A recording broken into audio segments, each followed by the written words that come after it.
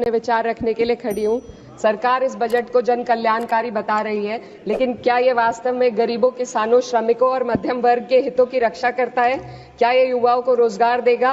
क्या महंगाई में राहत देगा? विकास का लाभ केवल अमीरों को मिल रहा है। आज हमारे देश में शिक्षित युवा नौकरी की तलाश में दर दर भटक रहा है। भारत के सरकारी स्कूलों और अस्पताल की हालात लगातार बद से बदतर होते जा रहे हैं। प्रधानमंत्री किसान सम्मान निधि के तहत जो मिलने वाली राशि है उसको बढ़ाकर 6,000 से 12,000 कर दे तो किसानों की आय में फायदा होगा। मैं सफा सांसद इकरा हुसैन जो है जब वो सदन में आती है अपनी क्षेत्रों के मुद्दे को लेकर खास कर जो है वो सदन में बरसती है। ऐसी में इन दिनों में किसानों के हालात जो बद से बदतर हुए और पिछले 1 साल से यानी कि 13 महीने से जो किसान धरने पर थे, सोम्बू बॉर्डर और खिनौरी बॉर्डर दोनों जो है खाली करवा दिए, किसानों के प्रोटेक्ट जो है खत्म करवा दिए।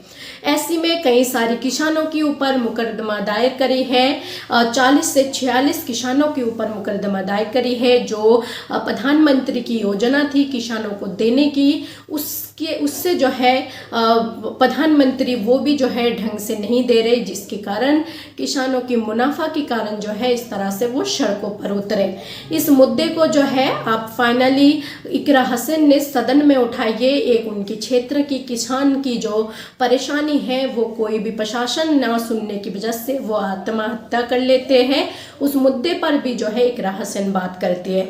सबसे पहले आप इकरा हुसैन की सदन वाली ये वीडियो देखें।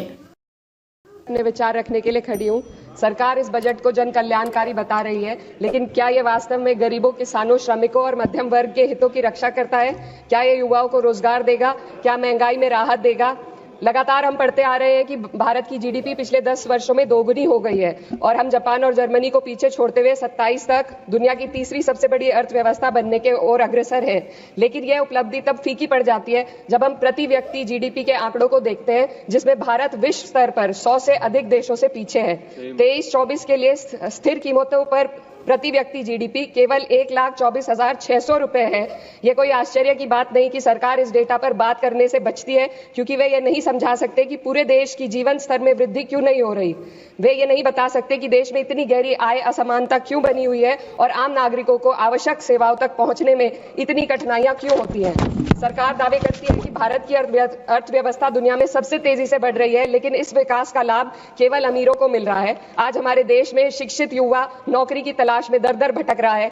सरकारी नौकरियों में लाखों पद खाली पड़े हैं, लेकिन भर्ती नहीं हो रही। निजी क्षेत्र में भी नौकरियों की संख्या घटती जा रही है। उधर देश की शीर्ष 1% अमीरों के पास 40% से अधिक संपत्ति है, जबकि करोड़ों लोग 2 वक्त की रोटी के लिए संघर्ष कर रहे हैं। यह आर्थिक असमानता लगातार बढ़ रही है क्योंकि सरकार की नीतियां बड़े उद्योगपतियों को फायदा पहुंचाने के लिए बनाई जा रही है, जबकि गरीबों और मध्यम वर्ग को महंगाई और टैक्स के बोझ तले दाबा जा रहा है। जब यह सरकार सत्ता में आई थी तब $1 लगभग 60 रुपए के बराबर था और आज 83 तक पहुंच गया है। Sir 2 minute. रुपए की इस गिरावट का सीधा असर आम जनता पर पड़ता है। इस सरकार की मौजूदा वित्तीय नीतियां पूरी तरीके से अमीरों के पक्ष में झुकी हुई है। भारत एक समाजवादी देश है जहां सरकार का कर्तव्य है कि शिक्षा, स्वास्थ्य, यातायात जैसी बुनियादी सुविधाओं का लाभ अपने नागरिकों को पहुंचाए और उन्हें समान अवसर और सुरक्षा दे। भारत के सरकारी स्कूलों और अस्पताल की हालात लगातार बद से बदतर होते जा रहे हैं। सर बस किसानों पर अपनी बात रखना चाहती हूँ। हमारा देश तब तक सशक्त नहीं हो सकता जब तक हमारे किसानों को उनका हक नहीं मिलता। 2023-24 में भारत की 46% श्रमिक आबादी कृषि क्षेत्र में कार्यरत थी, फिर भी इस क्षेत्र को नजरअंदाज किया जा रहा है।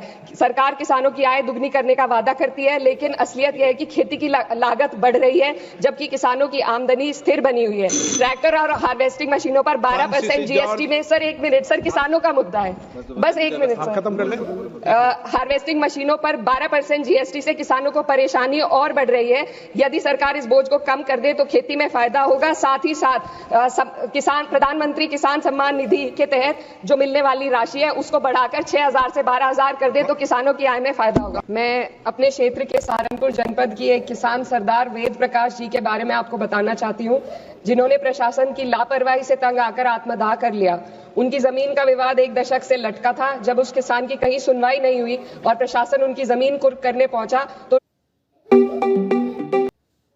बाकी में किसानों के मुद्दे पर जो है हर कोई राजनीति करते हर कोई जो है चुनावी हथकंडे अपनाते किसानी मुद्दे को लेकर, लेकिन वहीं पर किसान इतनी ज़्यादा परेशान है, किसानों की आय दुगनी हो रहे, उनकी परेशानी के हल निकल रहे, जिसको वो काला कानून का नाम दिए, क्या उनकी सर पर से वो काला कानून हट रहे।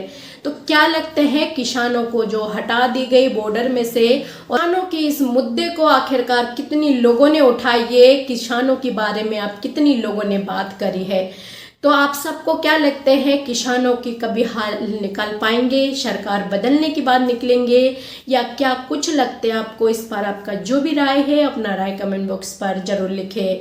चैनल पर पहली बार हो तो चैनल को सब्सक्राइब करना ना भूले, बेल आइकन को दबाना ना भूले ताकि इसी तरह के वीडियो अपडेट अब तक पहुंचे। अभी के लिए जय हिंद, जय भारत।